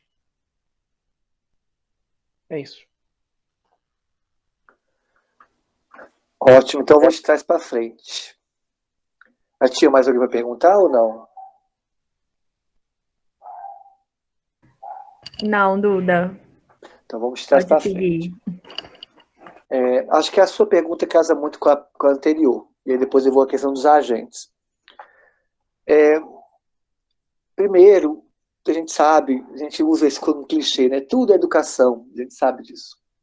Mas a gente tem que entender que esse clichê é verdadeiro, né? Então, primeiro, nós temos que... A esquerda, ou o campo progressista, perdeu o debate sobre as academias. Quem faz crítica à universidade é a direita. A direita é quem faz crítica à universidade. E quando o governo Bolsonaro assume, esses setores que criticavam a universidade como estão no poder. E a esquerda parou de criticar a universidade, ou colocar isso como ponto crucial. E é um erro tático também. Eu sou uma ferrenha crítica à universidade. Por isso que eu disse que não quero participar dessa universidade. Só iria para a universidade como é hoje por questão de vida mesmo. Que aí seria uma incoerência na minha prática, mas é para manter viva. Por quê? Nós temos que discutir qual universidade nós queremos. A universidade, aí eu resgato Darcy Ribeiro. O Darcy Ribeiro tem um livro chamado A Universidade Necessária. E esse livro ia ser Bíblia, né, da setor progressista, ou chamado de esquerda. A universidade necessária discute qual universidade nós queremos. Não é essa universidade posta aí, não. Porque essa universidade posta, ela é feita, né, para carreirismo de alguns professores e para formar uma mão de obra para o sistema capitalista. Não é essa universidade que eu quero. Em que as pessoas entram para ser carreiristas, para se aposentarem lá e formar mão de obra para o sistema capitalista. A universidade tem que ser muito mais do que isso. A universidade necessária significa dizer que a universidade tem que ser uma ferramenta para a emancipação do país. Emancipação intelectual, emancipação política, emancipação econômica num país. É esse o papel de uma universidade. A universidade não serve para formar mão de obra para o mercado de trabalho, não. Isso é muito pouco. É uma visão pobre de universidade. E é uma visão que o governo PT tinha sobre a universidade. E aí, quando eu falo, desculpa fugir um pouco, mas aí eu vou para a questão que você perguntou. A universidade, quando eu falo que tem que ser emancipadora, eu vou dar um exemplo. Se você pegar os últimos 20 anos em publicação no Brasil, pega os dados do CNPq e da CAPES. A curva de publicação do Brasil aumentou assim, ó. Então nós temos publicado muito, que é uma maravilha. Só que se você pegar nos últimos 20 anos do Brasil, aumentou a dependência do Brasil em relação a tecnologias externas, a teoria externa. É uma contradição isso. Quanto mais o Brasil cria ciência, mais a gente depende da ciência dos países estrangeiros. Aí eu pergunto, o que nós estamos produzindo então? Então nós temos que discutir a universidade brasileira e tornar a universidade um universo de diversidade. A universidade tem que ser popular. E não é. A universidade é um dos espaços mais elitistas que tem no Brasil. Dá nojo pisar em alguns espaços, porque é extremamente elitista. O discurso acadêmico é afetado. Eu não consigo ler um texto, não entendo nada que eles falam. Nada. Eu sou da letra, sou professor de literatura. Eu pego uns textos assim que eu falo, que é isso? Não estou dizendo em vulgarizar o debate, não é isso. Não é reduzir, é fazer uma universidade popular. Por isso, quando teve o debate sobre as manifestações os cortes que o governo Bolsonaro estava imprimindo na educação, as manifestações foram um fiasco. A chamada tsunami da manifestação foi um fiasco, o tsunami da educação foi um fiasco, porque tinha pouca gente. Porque as pessoas, de modo geral, não estão interessadas pela universidade. Porque a universidade não dialoga com essas pessoas. A universidade não faz com que a vida dessas pessoas seja realmente melhor. Então, tem que resgatar o debate da universidade necessária, que o Darcy Ribeiro propôs, que é uma universidade que esteja a serviço da emancipação de um povo, emancipação de uma pátria, emancipação de um país. E não uma universidade que cria mão de obra barata para o mercado de trabalho e seja um espaço para os professores fazerem carreira lá. Essa é a minha visão da universidade. Por isso que eu tento não ficar lá. Mas aí, se um dia eu for, né, demitida, não ganhar nenhuma eleição, eu vou ter que colocar o rabo debaixo das pernas e entrar na universidade, lutar para publicar muito, para ter um lápis maravilhoso, e aí mandar publicações internacionais, desculpa alongar, publicações, que aí tem a questão, tem que ser publicação internacional. A nossa pesquisa é mandada para fora. Só que essas revistas internacionais são revistas locais de lá. Aí você pega, por exemplo, as publicações sobre óleo de copaíba no Brasil, publicadas lá fora, mas me fugiu a palavra, mas a patente é internacional, porque eles pegam essas publicações nossas e patentiam lá. Porque nós criamos essa ideia de ter que publicar internacionalmente, porque, olha, publicou numa revista internacional, uhul, que pessoa maravilhosa, vamos mandar a ciência para fora, para eles patentearem e aumentar a nossa dependência. Então, essa visão que eu tenho é a visão que o campo de esquerda deveria ter, progressista deveria ter em relação à universidade. Mas não é um debate sobre educação. Né? Então, assim, é um debate sobre espaço prisional. Mas, aí responde a segunda pergunta. A universidade, se a educação é a força motriz para transformar o mundo e uma sociedade, a universidade não sendo uma força transformadora, mas uma força reprodutora, porque a universidade reproduz toda a lógica do sistema. O que é a universidade? Um espaço para privilegiar privilegiados e excluir os excluídos? Então não vai ter mudança social. Como nós podemos hoje discutir com a sociedade um abolicionismo penal se não há avanço de consciência? E avanço de consciência se constrói na universidade, se constrói na educação. Então nós temos que repensar nossos currículos escolares, nossos currículos acadêmicos. É isso. Então tem várias críticas à universidade, várias, né, defendendo a importância de uma universidade, mas a universidade é necessária. Dando um exemplo, uma aluna da Transveste passou. Essa aluna da Transveste, ela era uma travesti, o histórico da vida inteira de prostituição, expulsa de casa com 13 anos de idade, tomou eletrochoque por ser viciado em crack. Ela é a cara da travestilidade no Brasil. Veio estudar conosco, concluiu o primeiro grau, concluiu o segundo grau, e aí entrou na universidade. No ICB, o Instituto de Ciências Biológicas. Ela não sabia nem ligar, ela não tinha computador em casa. Aí nós, da Transveste, demos um computador para ela e criamos um grupo pedagógico para ajudá-la na universidade. Sabe quanto tempo que ela ficou no ICB? 3 meses. porque ela começou a se sentir feia, se sentir burra, se sentir a pior pessoa da universidade, porque a universidade serve muito para isso, para nos mostrar que nós somos burras, feias. E aí, o professor, que deve ter 10 pós-doutorados, 10 pós-doutorados com várias publicações internacionais. E aí esse professor avaliava essa aluna nossa com a mesma régua que avalia o menino que estudou nos melhores colégios particulares. E não tem vergonha de pedir para ler um texto em francês, porque essa matriz ideológica, os melhores pensadores são franceses. Que nojo, né? E essa travesti saiu da universidade muito triste, com vergonha da gente, porque a gente deu maior estrutura para ela. Eu falei, você tem que ter vergonha, não. Só de você sobreviver 3 meses numa universidade, você é heroína. Por isso que a maioria das travestis não querem pisar numa universidade.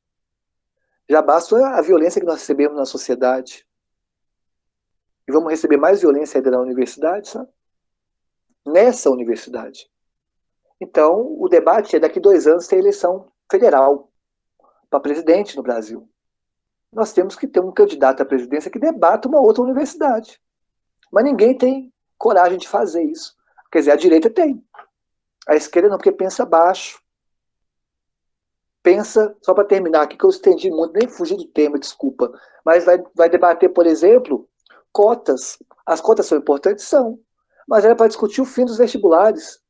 Como na Argentina. Na Argentina aboliu os vestibulares. Cuba, México. Por que nós não debatemos o fim dos vestibulares? Porque pensamos baixo. É esse que é o debate que tem que ser feito. Desculpa fugir completamente do que foi perguntado. E aí eu vou para a última pergunta. Sobre agentes penitenciários. Lá em Bicas, a última vez que eu fui, tinha agentes masculinas, mulheres e homens. Mas em sua maioria, homens. E a política prisional, que é o mais importante do que o sujeito ali, né? É uma política prisional muito masculina. Então, mesmo que tenham mulheres, elas vão reproduzir uma política prisional masculina. Embora as detentas que eu conheci lá dizem que as mulheres são menos pior do que os homens. Eu sugeri, quase que eu fiz, não fiz, porque não deu tempo. Eu ia fazer o concurso para agente penitenciário, porque o concurso para agente penitenciário é um dos poucos concursos generificados no Brasil, que tem vaga para homem e vaga para mulher. Aí eu ia me inscrever. Eu queria passar. Eu não me inscrevi, mas eu queria ver se eu passasse. Porque eu sou mulher com pau. E os testes físicos, tudo ia fazer no campo com as mulheres. Ia revistar as mulheres. Ia causar uma grande polêmica. Eu ia fazer só para gerar polêmica mesmo, sabe? Gerar polêmica, gerar debate. Por que é generificado essa questão? Né? E, enfim, mas respondendo, a maioria é homem. Tá?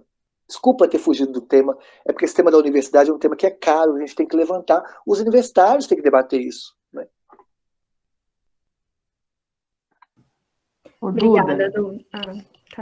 Eu acho que você não fugiu do tema, não, porque pensar o sistema prisional, uma sociedade sem prisões, implica pensar uma sociedade anticapitalista e implica pensar um projeto de sociedade. Né? E a universidade, ela está dentro de um projeto de sociedade, a gente tem que pensar que universidade que a gente quer, né? E para quem. Então, só intervindo rapidamente aqui, eu não acho que você foge do assunto de maneira nenhuma, né? E desculpa, Mari, te atropelei. Não, tranquilo, é exatamente isso mesmo que eu ia dizer, que não fugiu nada. A gente está chegando, né, ao nosso final. Acho que, né, queria agradecer a Duda por esse debate, né, tão rico, tão inspirador, assim, muito obrigada. Não sei se Carol, Vanessa, Karen querem falar alguma coisa, e Duda também, se quiser fazer algum comentário final, fica aberto. Eu queria rapidinho só falar que tá tão bom o debate, tá tão gostoso, que eu até esqueci de mandar o link para quem quiser emitir certificado, né? Quem quiser o certificado de participação, acabei de mandar aí, tá aí o link. Perdão, gente.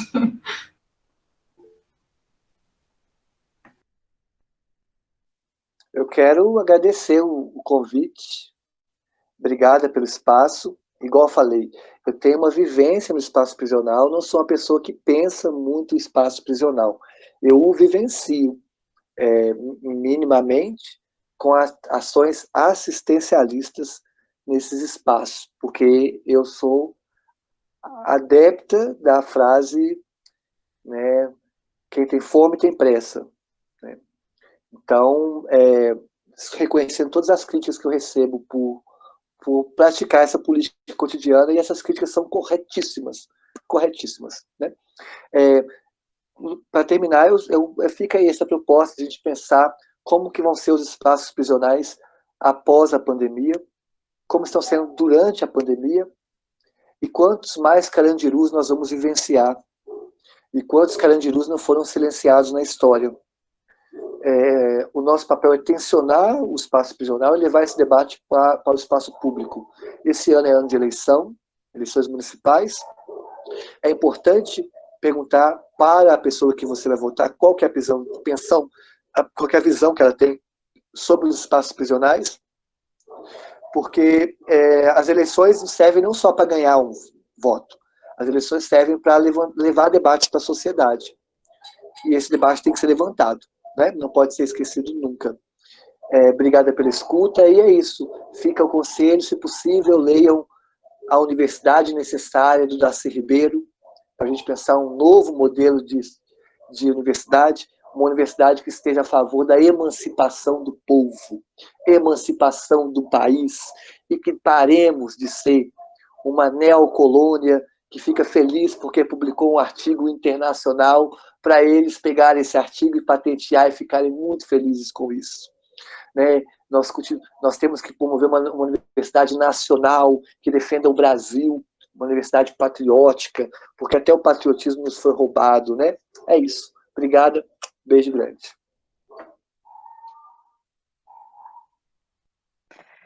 Duda, não tenho palavras para agradecer essa oportunidade de te ouvir. E eu queria só dizer que essas ações que você está insistindo, assistenciais, elas têm uma dimensão política enorme, porque deixar essas pessoas abandonadas significa a impossibilidade da vida. Então, é preciso, sim, o Estado não supre essas pessoas, a população prisional de forma geral, das suas necessidades básicas, mínimas, né? O tal do PH que todo familiar tem que levar para os presos é papel higiênico, tem que levar absorvente para as mulheres, que nem isso, né? Nem o mínimo para uma vida em dignidade. Agora, durante a pandemia, cabe aos familiares levar álcool gel, levar máscara, sabão, enfim. Então, esse rótulo de assistencial não cabe, sabe? Eu acho que a dimensão política é enorme, no sentido de manter essas pessoas vivas e ajudá-las a resistir ao domínio carcerário, para que elas possam sair mais fortalecidas e sabendo que essas pessoas que ajudaram quando estão presas, elas podem contar quando soltas, e isso é essencial para a resistência, para a luta, para a transformação, para a vida, enfim. Então, a gente, né, aí o laboratório, o LabTrab, nós sempre praticamos essas ações de ajuda material também, tanto as pessoas presas, quanto egressos prisionais e familiares, mas sem perder de vista que é uma ação política, não é uma assistência política, vamos dizer assim. E a gente quer muito na nossa luta abolicionista, sabe, Duda? Vamos seguir nessa conversa aí. E, assim, eu sou sua fã. A Carol, quando ela me falou que você viria, ela falou, você conhece a Duda? Eu falei, sim, de votar nela. Então, eu vou continuar te apoiando muito e torço muito para que tudo dê certo aí na sua carreira, que nós precisamos de pessoas iguais a você nos lugares de decisões nacionais e regionais. Um beijo e muito obrigada. Obrigada, meu bem. Lindas suas palavras. Gente, então, Duda, queria agradecer, foi incrível, né? Hoje é o nosso último encontro de diálogo sobre o cárcere, não teria melhor maneira, né, de finalizar isso. E também reforçar as palavras da Vanessa, que estamos juntos aí nos frontes, né? E força esse ano, né? Como você falou que é pré-candidata, força para enfrentar os frontes, que, como você mesmo anunciou, não são tempos fáceis, né? São tempos difíceis para os sonhadores, né? Mas estamos juntas. Vamos lá. Muito obrigada, gente. Boa noite para todo mundo. E eu só queria agradecer a Karen, ao Bruno, a Mari, né, que estavam aí também, tocando o barco junto, né? Muito obrigada, gente. Boa noite. Boa noite. Boa noite, gente. Obrigada. Boa noite, Então, gente. pessoal, até a próxima. Até. Beijo.